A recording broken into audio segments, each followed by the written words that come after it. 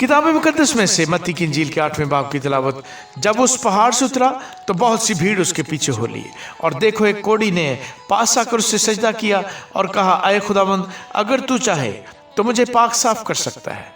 उसने हाथ बढ़ाकर उससे छुआ और कहा, मैं चाहता हूं तू पाक साफ हो जा। वो फौरन कोढ़ से पाक साफ हो गया। यीशु ने उससे कहा, खबरदार किसी से ना कहना, बल्कि जाकर अपने तई काहन को दिखा, और जो नजर मूसा ने मुकर्रर की है उसे गुजरान, ताकि उनके लिए गवाही हो।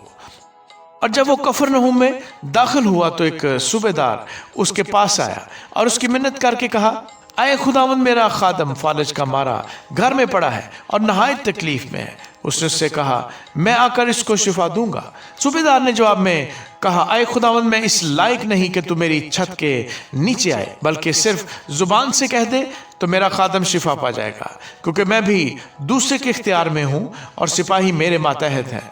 और जब एक से कहता हूँ कि जा तो वो जाता है, और दूसरे से कि आ तो वो आता है, और अपने नौकर से कि ये कर तो वो करता है। यीशु ने ये सुनकर ताज्जुब किया और पीछे आने वालों से कहा, मैं तुमसे सच कहता हूँ कि मैंने इसराइल में भी ऐसा ईमान नहीं पाया। और मैं तुमसे कहता हूँ कि बतेरे पूरब और पश्चिम से आकर अब्राहम और इसहाक और याकूब के साथ आसमान की बादशाही की ज़ियाफत में शरीक होंगे, मगर बादशाही के बेटे बाहर अंधेरे में डाले जाएंगे, वहाँ रोना और दांत पीसना होगा। और यीशु ने सूबेदार से कहा, जा, जैसा तूने इत्तेकाद किया तेरे लिए वैसा ही हो। और उसी घड़ी खादम ने शिफा पाई।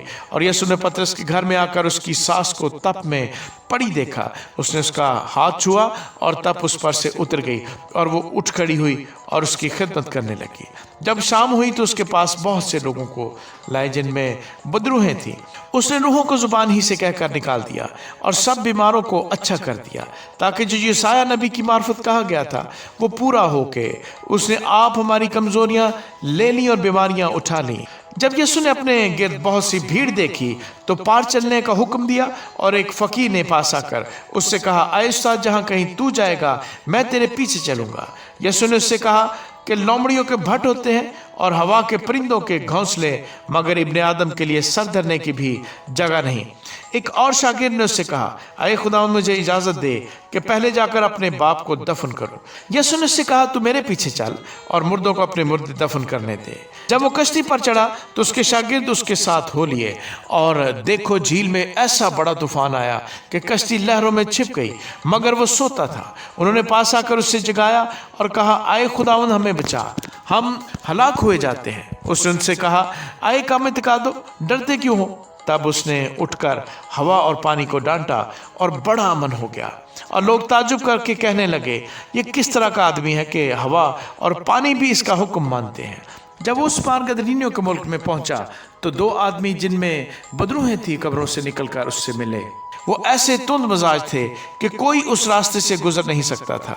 और देखो, उन्होंने चिल्लाकर कहा, आए खुदा के बेटे, हमें तुझसे क्या काम? क्या तू इसलिए यहाँ आया है कि वक्त से पहले हमें अजाब में डाले?